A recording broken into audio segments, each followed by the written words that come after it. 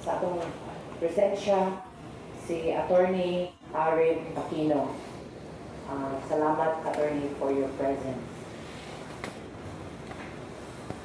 Nakabalot ka kung ano nga naatagin ni karon. I think everyone karibaw na ni Ana.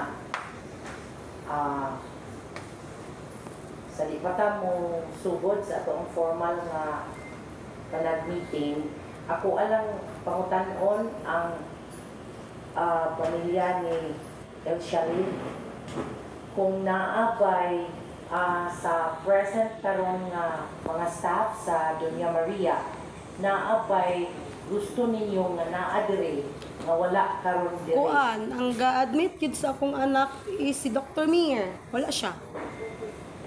Gumang doktor gando sa bata. Mo'y ga-admit sa akong anak. Twice niya gibalibaran. Ay kasaden pagkakuan Okay. admit. Wala siya. Maupod na ang usa sa mga butang nga dapat gisiguro gud namo nga tanan nga involved sa mao nga case na adire karon. Unfortunately wala si Dr. Mayer kay out of town. Is she aware of this meeting? Kabalo pa siya, bahay niya ay nga meeting. Kaysa tinuod lang, as I know, maumagod ni ang ato ang request nga dapat tanan nga personnel nga involved na agyod sa ato ang meeting karong adlaw. Unfortunately, wala na siya. So, pagkakaroon, ma'am, sir, ang ako ipangutana sa inyo nga okay na ba sa inyo nga magpadayon na meeting nga wala siya. Ako, isip mo ito pisay karon, open yun ko nga maminaw kung unsay inyo ikasulti ay tungod ni Ana. Ang punta na diya no, may utos na anong wala na siya, wala. Out of town lagi. Aw kanang may buntag sa tanan. May bunta. Kanang pwede naman siguro mo proceed mag-meeting ta karon kay na naman gid ta, which is na naman ang mga doktor, na naman mga doctors, then pwede naman siguro mag-expire gid niya kay siya magid ang kuan magid ang siya magid ang physician sa kung anak ga-admit. Siya magid og sa panta, siya magid diya nagsugod tanan. Siya ang Okay. subject sa kuan. Okay, ma'am. Thank you kayo, ma'am, ni Ana sa imong pagsabot nga mo proceed ta bisag na ay kulang.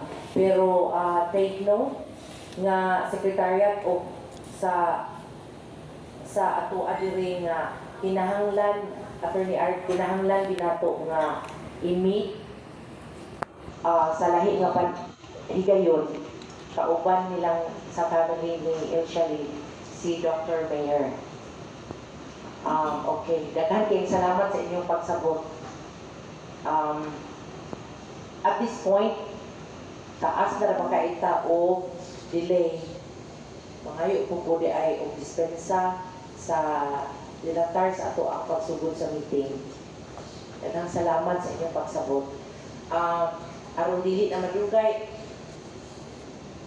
ato siguro ng sugdan nga ato ang mapaminawan ang narrative sa pamilya ni El Sharif kung unsay nahitabo atong panahon na ikan sa kasugdanan o hangtod sa kung asa ninyo gusto nga kung ano. Start na ma'am. Palihog, ma'am. May buntag sa tanan, ako ang inahan ni El Sharif nga diin diha ka hospital napabayaan ako anak. Mao mo ko istorya ko di man mabakwi naman ang kinabuhi sa kong anak, wala naman gid siya. So ako lang ay pinay ni sa tanan.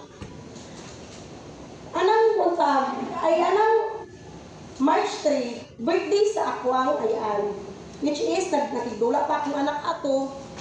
Then pagka March 4 kadlawon alas 2:35 sa buntag ay sa kabuntag. Gilanat ako anak, gilantan siya. Niabot ang gilanat og 39 kay gatemp man ko niya. Then ato nga time Gakainom ko og every 4 hours nga tambal. So, kay worry naman ko, kay lahan mo ko, na wala alivyo ang hinanak sa akong anak. So, mo ko, pagka alas 8, hapit ni diya sa OPD. So, like kanang mutuo man pud mig binisaya gud ako pag binisaya akong anak nga kwan. So igo kami na ngayog number sa OPD.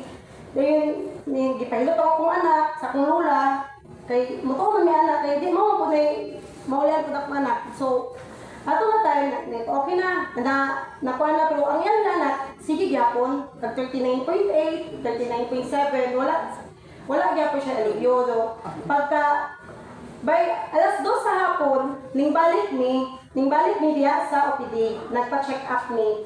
Ang sa giresita ni Doc Oliver is ipa-dengue test ang akong anak.